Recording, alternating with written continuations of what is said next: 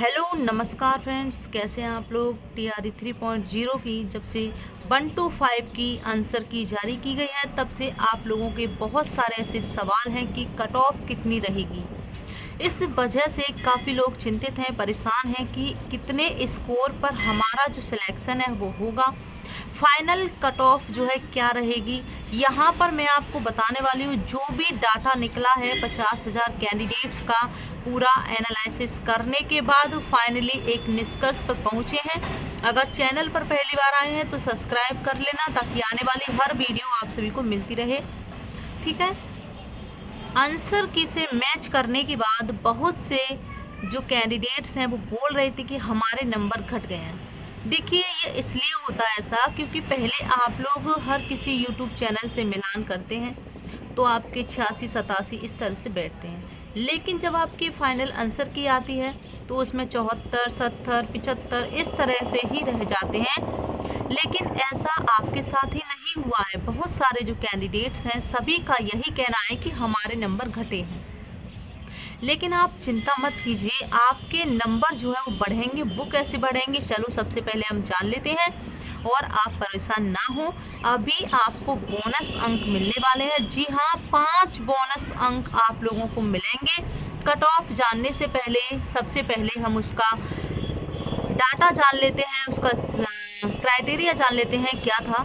देखिए, सबसे पहले अगर हम सीट देखें तो सामान्य की जो सीट थी मेल में 11,861, उर्दू की बात करें तो यहाँ पर 3,456, बांग्ला की बात करें तो 42, ठीक है। कुल जो सीट थी 1 to 5 में 15,359।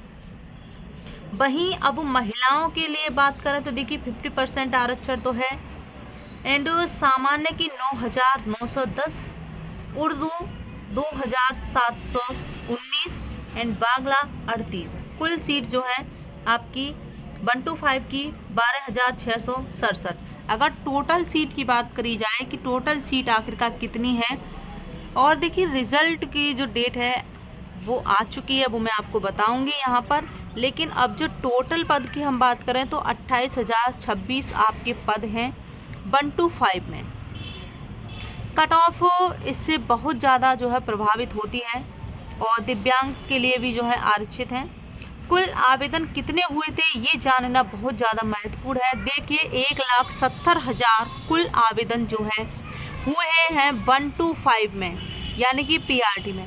उपस्थिति बहुत ज़्यादा यहाँ पर महत्वपूर्ण होती है। उपस्थिति कितनी रही है तो 1,18,000 के समथिंग जो है वो उपस्थिति देखने को मिली है।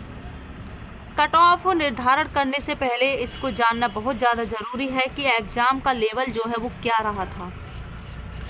मैं यहाँ पर अगर आपको बताऊँ 1 to 5 का एग्ज़ाम का लेवल जो रहा था, ना तो ज़्यादा ही हार्ड रहा था ना ज़्यादा टफ रहा, मतलब सरल रहा था, ठीक है। ठीक ठाक था, कह सकते हैं यहाँ पर ठीक ठाक था।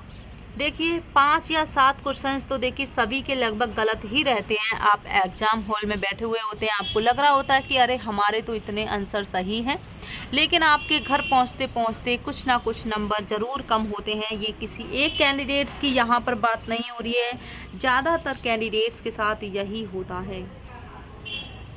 ओके, अब यहाँ पर हम बात करें रिजर्वेशन पॉलिसी की तो देखिए 50% फीमेल, इतनी तो जो है इनके लिए है ही। और कास्ट के आधार पर भी 50%, अगर बात करी जाए ओबीसी, ईवीएस और एससी, एसटी, दिव्यांग, ये सभी आ जाते हैं इसमें। लेकिन हाँ, इसमें अलग से सीट है इनकी। और बहुत सारे जो कैंडिडेट्स हैं वो तो लैंग्वेज में भी फेल हो जाते हैं। अब कहेंगे कि नहीं ऐसा नहीं होता, देखिए बहुत सारे जो कैंडिडेट्स हैं लैंग्वेज में भी चले जाते हैं। ओके, 1 कैंडिडेट्स 1 रिजल्ट, इससे प्रभावित ज़रूर होगा आपका रिजल्ट जो है। अगर 1 कैंडिडेट्स 1 रिजल्ट आया तो बहुत ही अच्छा आप सभी के लिए यहाँ पर रहने वाला है। लेकिन इसमें भी इनको जो है अगर ऐसा नहीं हुआ तो देखिए सप्लीमेंट्री रिजल्ट ज़रूर देना चाहिए, जो कि टीआरई 2 में नहीं दिया गया था। एक सीट पर अब कितने कैंडिडेट्स फाइट कर रहे हैं ये आप लोगों को जानना बहुत ज़्यादा ज़रूरी है कि आखिरकार एक सीट पर कितने कैंडिडेट्स हैं। एक सीट पर यहाँ पर 5 कैंडिडेट्स फाइट कर रहे हैं। ठीक है, मानकर चलिए एक सीट पर 5 कैंडिडेट्स यहाँ पर फाइट कर रहे हैं। बहुत सारे जो कैंडिडेट्स हैं, देखिए अभी तो डीबी में भी निकलने वाले हैं, जब डॉक्यूमेंट्स वेरिफिकेशन होगा तब भी जो है बहुत सारे कैंडिडेट्स बाहर होंगे। रीजन बहुत सारे हैं, कुछ कैंडिडेट्स तो मुझे पता है कि इस तरह के कैंडिडेट्स हैं जिनका क्राइटेरिया पूरा सीटेट का ही नहीं है। जो अदर स्टेट के कैंडिडेट्स हैं उनकी यहाँ पर मैं बात कर रही हूँ। अब हम कट ऑफ जान लेते हैं कि यहाँ पर किसका किसका सिलेक्शन होना निश्चित है यानी कि तय है। अगर आपका इतना स्कोर है तो आप मानकर चलिए कि आपका जो सिलेक्शन है वो पक्का है।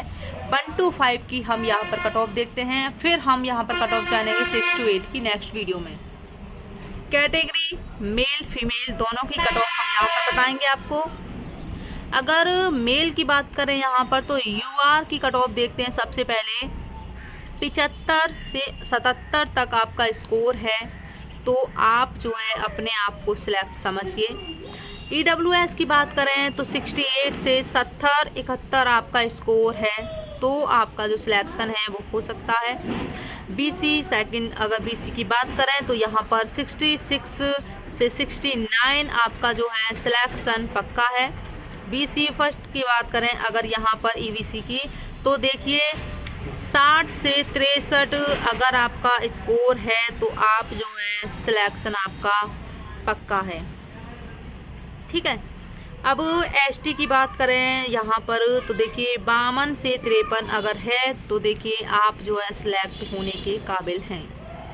अब यहाँ पर फीमेल की हम देख लेते हैं कि आखिरकार फीमेल की कट ऑफ क्या रहने वाली है।